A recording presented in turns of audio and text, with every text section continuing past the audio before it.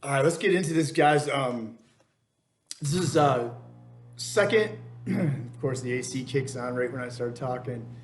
This is gonna be the second video for the shoulder series. If you have any problems with your shoulders, guys, should help straighten it out. Make sure that you've done the exercises from the shoulder video one, and then you're ready for these. So as long as you haven't, so you should have with the exercises from video one, notice a difference. So your strength in your shoulders and also the pain reduction. And so what we're going to do is we're just going to keep progressing that. I can't stress enough the importance of flexibility and mobility in your shoulder in order to prevent injuries. So if you don't have full range of motion in your shoulder, if your neck is tight, if your levator scapula, which is tight, which gets you shrugging like that, your neck is tight, actually, if your hips are tight, you're going to run into problems. So the hips connect with the shoulders and have a lot to do with movement in the shoulders. So you want to make sure too that you have mobility and that your posture is on point. So if you have forward head and you rounded shoulders, that would be the first thing you'd want to fix. If you have any questions, guys, as we go in here, please feel free to text me or email me and let me know what's going on here. So what we're going to do is we're going to use this band on the floor to bring into some dynamic stretches into the neck, and then do some just a basic assessment of your chest muscles, which in your lats, which lead to a lot of problems in the shoulders. So, because if those muscles are tight and you're not stretching them and you're not gaining mobility back in that joint, all these rehab exercises, guys, are only going to get you so far. So, let's start on the ground, guys. So, basically, the movement of my neck, right? I want it side, and I'm looking at 45. So you can see that I'm tight, right? And I don't want my head to jut out. So if I got forward head, right? So if I'm stretching my head or moving it, I do not want that. You can see like it's going to be pinching, right? My neck. Another thing, and you can kind of see that, which kind of gave me a thing, my sternocleidomastoid, this muscle right here, is an accessory muscle of your breathing.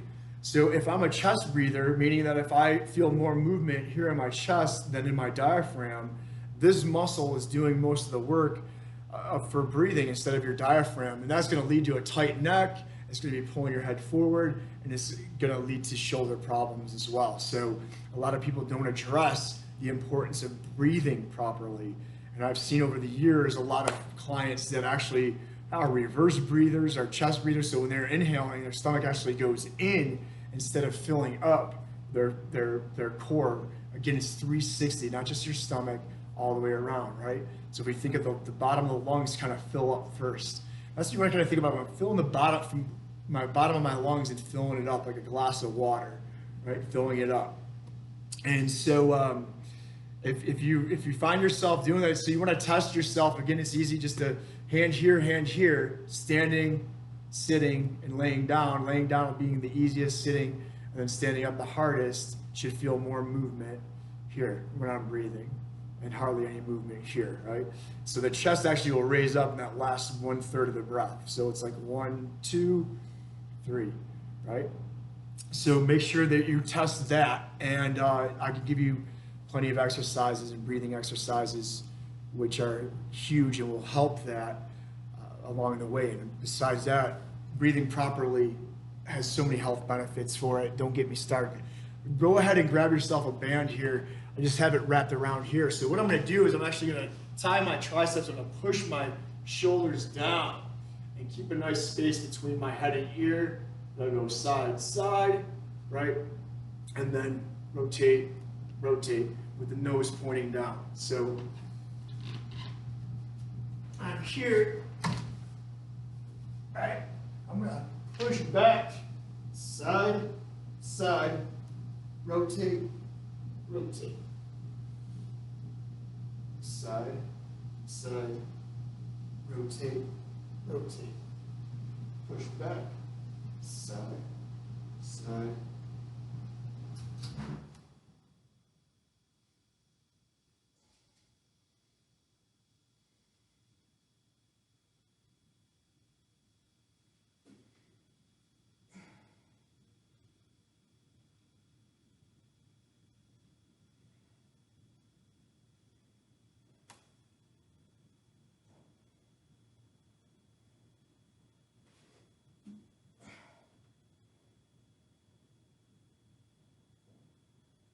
Depress those shoulders. So I'm actually getting my triceps here, right guys? And my depressors of my scapula involved with that stretch. So killing two birds with one stone. That should be a little bit looser. What I like to set the shoulders, guys, is I here, boom, down. Now I know I'm lined up, right? If we're here, bad news. Okay? So you're gonna use a furniture slider here. I thought I pulled one out for myself. Actually left it here. It's just a simple furniture slider. You can get at Walmart cheap. They sell these for training tools, and they'll charge you 30 bucks for them. You can get them for a couple bucks. In that tabletop position, guys, I'm just gonna, we call these window washers. Now I want to be moving my scapula. So my scapula back here is gonna be moving. And you'll find that it might not be moving with that arm, right? So we'll go 20 clockwise. So make sure it's moving up here.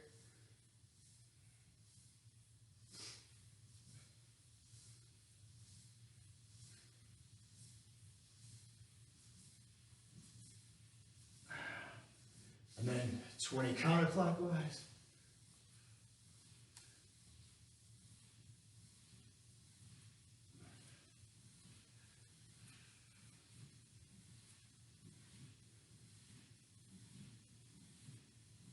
Good. Switch it.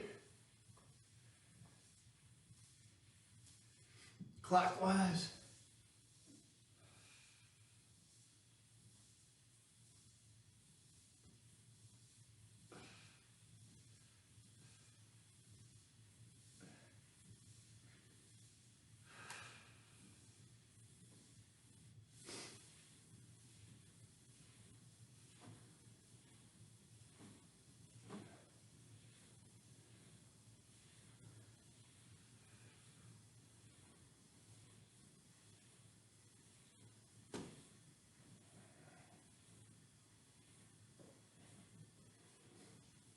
Good. All right. Good. Grab a light dumbbell, guys. So you're going to go in 90-90 stretch. So normally 90-90 right here, right? So 90 and then knee 90 in the hip, nice and tall, right? And I'm going to go back here to stretch. So I let my eyes follow back. Good. So you can see I'm opened up pretty good. If I had a ball between my legs or anything, I'm squeezing it, I want to stop as soon as I feel like I'm letting off on that ball, right? So if I start doing that, I stop there, right?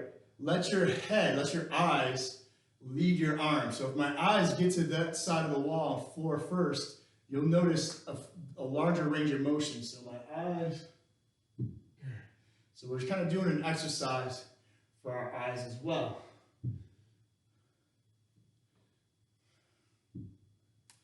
Good, you can see I'm putting my arms straight down, so I'm loose. And it doesn't take much sometimes where a couple of days, where if I'm driving or I'm at the computer too much, I might be stopping here. So I'm pretty opened up today. So I'll show you from the back side. Right here. Okay, so that's going to open up my pec, guys. Easy way to notice if you put my hands behind here, my elbows should touch the ground. If they're here, right up, I'm tight in that pec major. So another thing is I'm going to look too, if I'm laying down on the ground, that this shoulder, right, should be touching the ground. So a lot of times I can go through my clients and honestly, I'll be able to slide my hand. So look at there, see if you can see there. This is problems, right? Or my scapula is winging. So if I touch back here and this scapula is almost look like a shark fin, it'll really, and I can't really pop mine out, but it'll pop out like that. And then they call that scapula winging. And if you have that, guys, you're tight. The other thing is, I showed you guys your lats up against the wall. That if I got my feet and my butt and my head touching the wall, and if I try to touch here and I'm arching my back, so if my hands go up and I need to arch my back, my lats are tight. And if your lats are tight, guys, that's gonna basically pull your shoulder out of its socket. So some good stretches of that 90-90 that I did. For your lats, I can go into child pose and just reach out here and turn this hand up. So one hand pulling down, one up. Good. If you can't get that palm up, that's fine. It might take you a little bit of time. Make sure you're not pinching. If it's pinching or you feel numbness, just keep your palm down. And then I'm going to get that other hand. So as this one pulls down, this one goes up. And I like sitting back in child pose because it's going to force me to tuck my tail, which, like I said, most people already do that enough. But if your lats are tight, like I showed you, it's actually going to arch your back, right? So this way we're kind of getting it from the bottom and the top as well. And we want to open those up before we go into these exercises right here. So if I grab my light dumbbell here, I'm going to do it from that shoulder series in L, or an external rotation, and go back.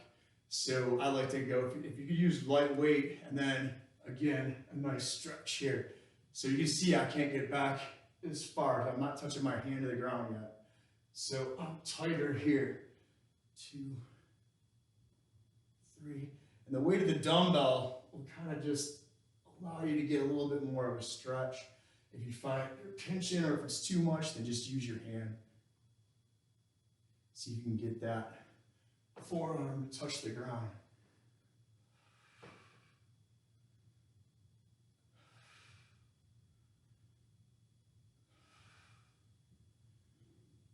You can just see that all these exercises are really designed just to open up that front part of the body. So again, 90-90 L, which is right here.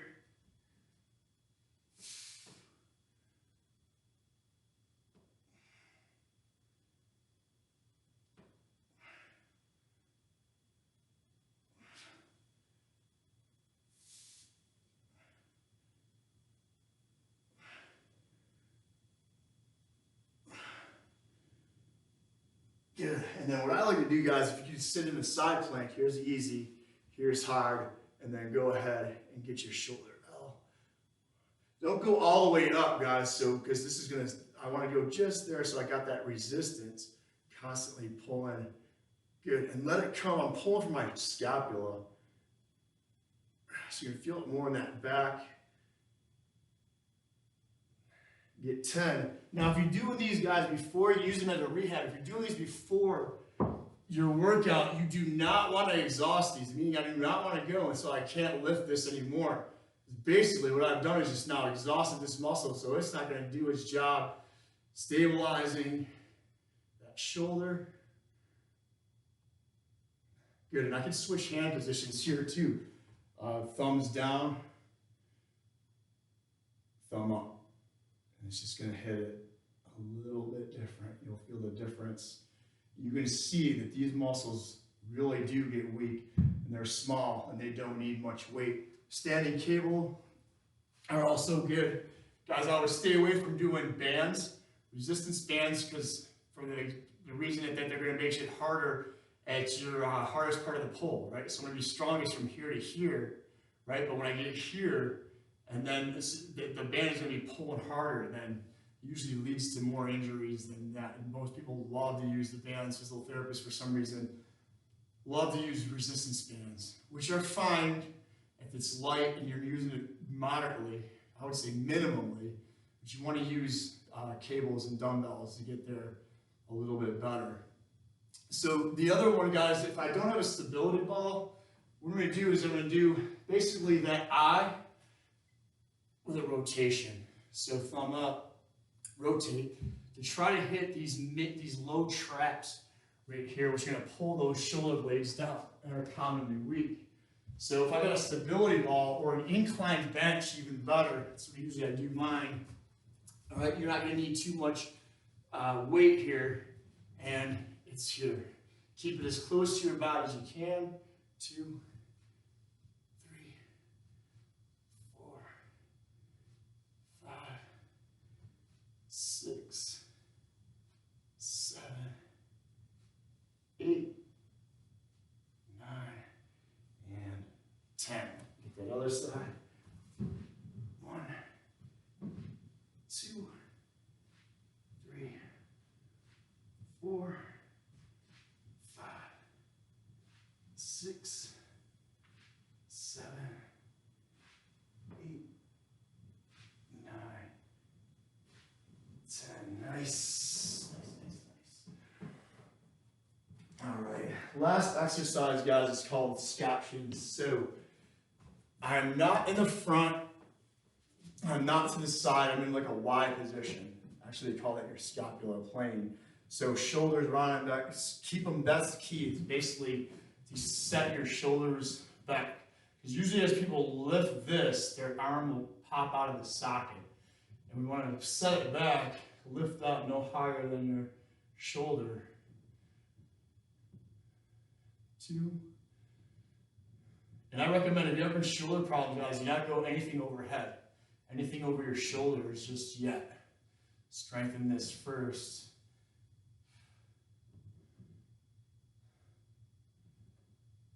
8, 9. You can tie these in with your shoulder. So if I don't got a shoulder bit, I can tie these scaptions in there or those external rotations with that. Now here, guys, all you're going to need is I'm going to use a scooter that my students use. Or one of those little wheelies or ab rollers or anything like that. And on here, good. I want to tuck my tail and keep it tucked, and then I can go forward 10 times. Good, so I'm keeping that core tight. So when I tuck my tail here, it's going to keep me from, right, humping the ground, basically, right? Then I'm going to go 10 side to side.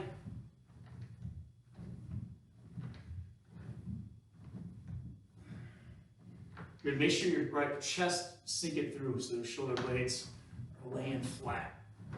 Good, and then circles. 10 counterclockwise.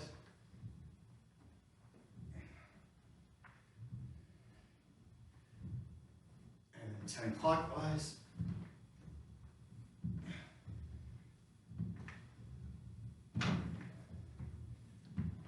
Huge, huge, huge, guys. Make sure as goofy as that seems, guys, get that. Don't neglect that exercise there. And then now again, I want to progress my crawling, right? So what we're going to do here is basically a 4 square. So I'm going to make a square. I'm going to crawl.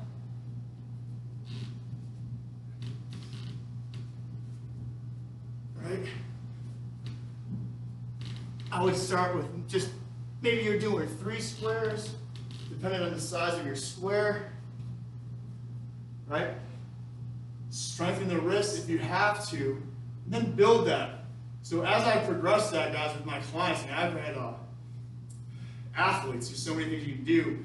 Maybe you're doing 1 push-up at each corner, right? So or you're doing a push-up, push-up,